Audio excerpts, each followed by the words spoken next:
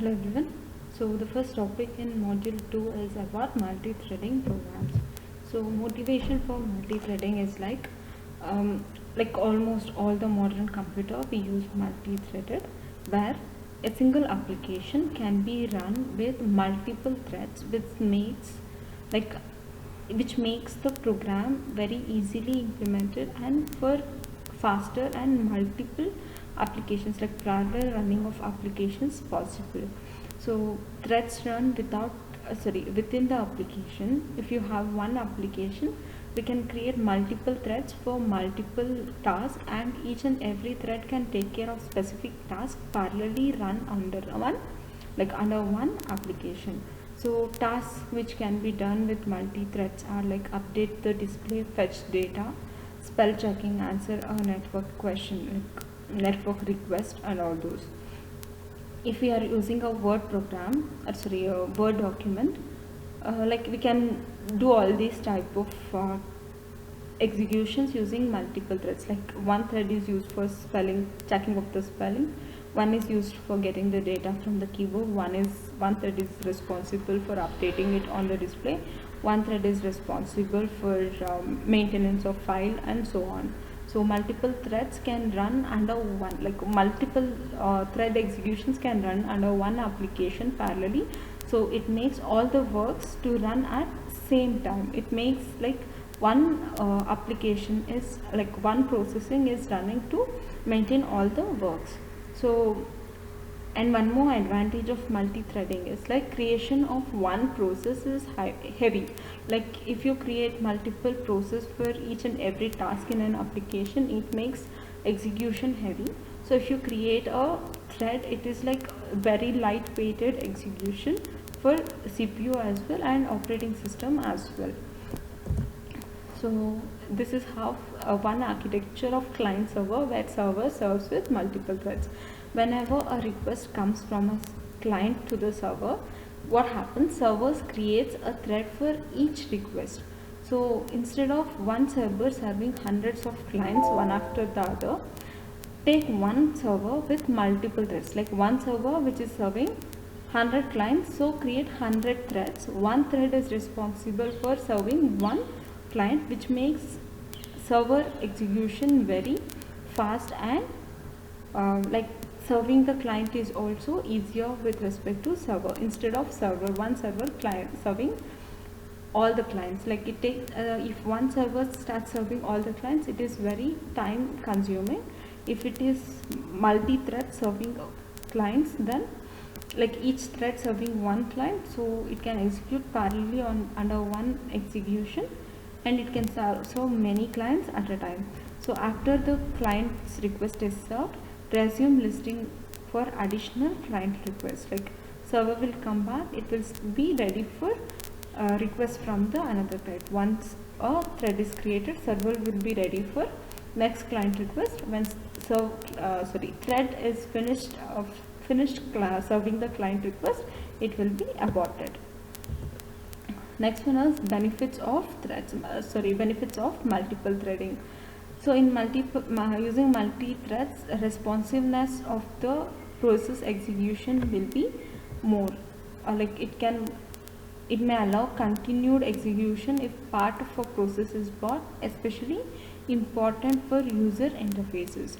Next one is resource sharing. Threads can share the resource from one process and execute, and can use memory sharing, message passing techniques for like sharing the messages and execute multiple tasks at a time.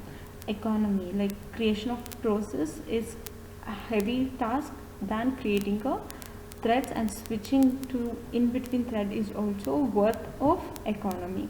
Next one is scalable. Process can add an advantage of multi-processing with the architecture of multi-threads. Like one process can do multiple tasks, which is an added advantage of multi-processing.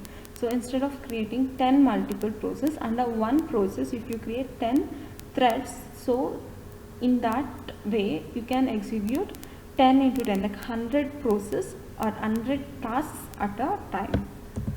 Next one is like architecture to show how multi-threaded program works. In single threaded program, a thread is created like single thread process. A process is having only one thread, separate register and stack, which will be having its own code, data and files separately for one process which is executing only one task.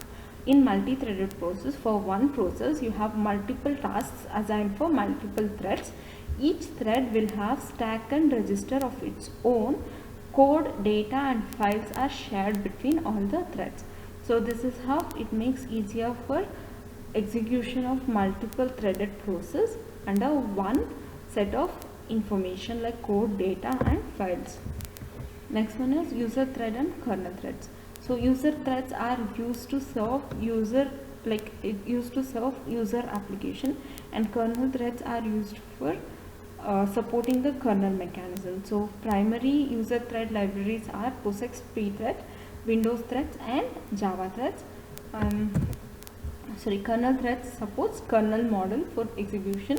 An example like Windows, Solaris, Linux, Unix, Mac OS, all this operating system generates their own kernel threads for execution and maintenance. Next one is threading models. Like multi-threading models have like three types of models: many to one, one to one, many to many. In many to one, there is one kernel thread which is handling multiple user threads.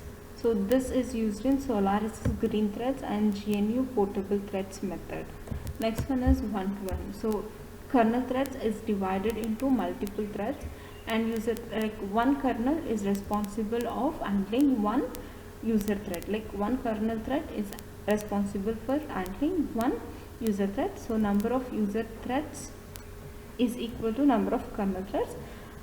Problem here is if sometimes user threads increases but kernel threads cannot increase than the limit. So examples which operating systems like Windows operating system, Linux, Solaris 9 and later versions use one-to-one model. Next one is many to many model. Like there are multiple user threads and multiple kernel threads, but it is not like one kernel thread is allotted to one user thread, but whichever kernel is free can handle user threads. If the kernel threads exceeds the limit of user threads, then also if a kernel thread finishes, as soon as one kernel thread finishes the execution of user thread, the remaining thread from the user can be added and served immediately instead of one-to-one method. So next one is two-level model. So here in two-level model they use many to many and one-to-one model for threads. Based on the priorities and based on the execution type, we can use the model of combination of both the models for execution. So example, IRIX, HP UX, 264 Unix, Solaris 8 and earlier versions use this two-level models. So I hope you understood the topic. Thank you.